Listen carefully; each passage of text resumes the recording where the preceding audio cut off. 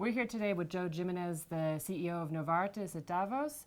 Joe, we are 48 hours away from a new administration in Washington. What do you expect from the Trump administration? Well, I think there's a lot of anticipation. The president-elect has been all about jobs in the U.S., so I think you're going to see some very quick action that's going to try to ignite the U.S. economy, and I think that's going to be good. Well, the drug industry clearly has been a special focus of some negative attention from President-elect Trump.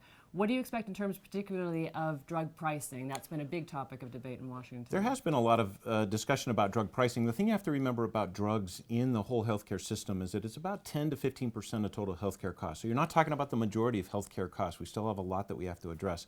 But specifically on pricing, at Novartis, we've been thinking about pricing and how we have to really shift away from what has been a transactional approach to a value-based approach. And that means focusing on the outcomes and really communicating the value of our medicines and then pricing them accordingly. So I think you're going to see the whole pricing situation in pharma evolve over the next few years. And do you think that will be sufficient to respond to the pressure you're going to feel in Washington to basically push prices down a bit or overall to Well, I think there's going to be downward pricing pressure, but I also think that new models, such as what we're doing with one of our heart failure drugs, where we're actually getting paid on the outcome that we deliver instead of the transaction of physically paying for the pill. We've started some very unique new pricing models that I think are going to be the future. And so we're very encouraged about the U.S. economy, particularly what the president-elect is going to do around taxes and how that could potentially jumpstart the U.S. economy. In fact, on that point, would you think that your footprint in terms of where and how you manufacture drugs will change? There's a lot of talk about bringing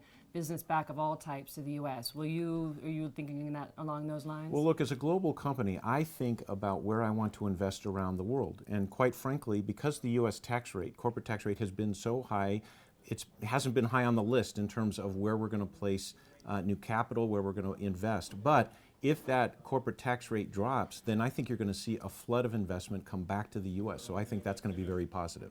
And just to end on Europe, clearly this is a momentous year in Europe, a lot of change, a lot of expectations for a kind of upheaval and on the political side certainly. Do you expect as momentous a year as we're expecting, and does it affect the corporate sort of outlook for the continent? It does. I think that Europe is in a state of flux right now. We're really trying to look at what politically is going to happen and how that's going to affect industry. But we've got a clear strategy. I think those companies that are really focused on their strategy and are executing and don't get distracted by a lot of the noise, I think those companies are going to be fine in Europe. Right. Thank you very much. Thank you.